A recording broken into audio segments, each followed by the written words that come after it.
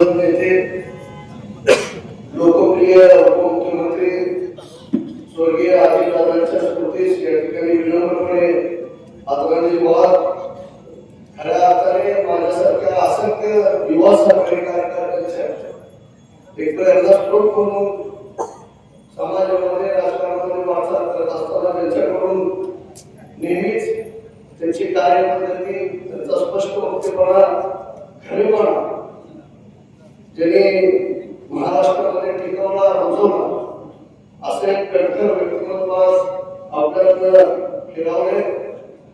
खऱ्या अर्थाने आपल्या महाराष्ट्र राज्याची तर मोठी हानी झालीच आहे, परंतु समाजकारण राजकारण करू इच्छिणाऱ्या असंख्य कार्यकर्त्यांच्या दृष्टीनं खऱ्या अर्थाने मोठा धक्का असे या ठिकाणी मला म्हणावं लागणार आहे. माझ्या लहानपणापासूनच पवार कुटुंबियांचा स्वर्गीय मोठ्या मालकांच्या सुरुवातीच्या काळापासून आमचा परिचय राहिलेला आहे. खऱ्या अर्थाने लहानपणापासूनच अजितदादांचं व्यक्तिमत्व नेहमीच माझ्या सामाजिक जीवनावर एक वेगळ्या पद्धतीने प्रकाश टाकत आलेला आहे. त्यामुळे अशा व्यक्तीच्या जाण्यानं आपल्या सगळ्यांच खूप मोठ्या पद्धतीने अशा नुकसान झालेलं आहे.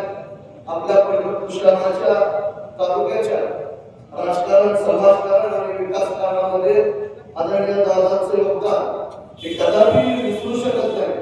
ज्या पद्धतीनं आता आमचे मित्र अभिलाष उभाळेंनी सूचना मांडली, खऱ्या अर्थाने पंढरपूर शहरात मोठं असं काम म्हणलं तर यावाई तलावासारखं या ठिकाणी कितीतरी टन गाठ या ठिकाणी आपण दादांच्या माध्यमातून काढला आणि त्यांनी जी सूचना मांडली त्याला आदरणीय समाधान दादा असतील, आदरणीय प्रशांत महाराज असतील, पंढरपूर नगर परिषदेचे सर्व नगरसेवक या बाबतीत जो निर्णय होईल त्या बाबतीमध्ये सहमत राहतील अशा पद्धतीचा मला या ठिकाणी विश्वास आहे.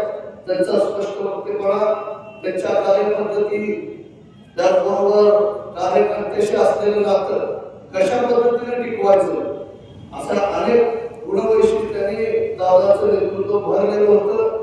खऱ्या अर्थाने महाराष्ट्राच्या वरिष्ठ राजकारणामध्ये दादांसारख्या नेतृत्वाची पोकळी हे नेहमीच माझ्यासारख्या कार्यकर्त्याला या ठिकाणी जाणवत राहील.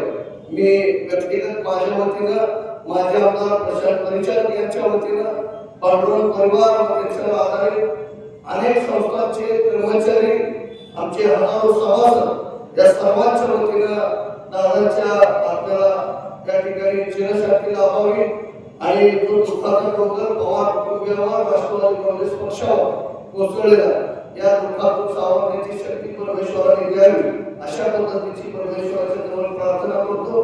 पुन्हा एकदा दादांच्या पवित्र स्मृतीला या ठिकाणी विनम्रपणे नतमस्तक होऊन थांबतो.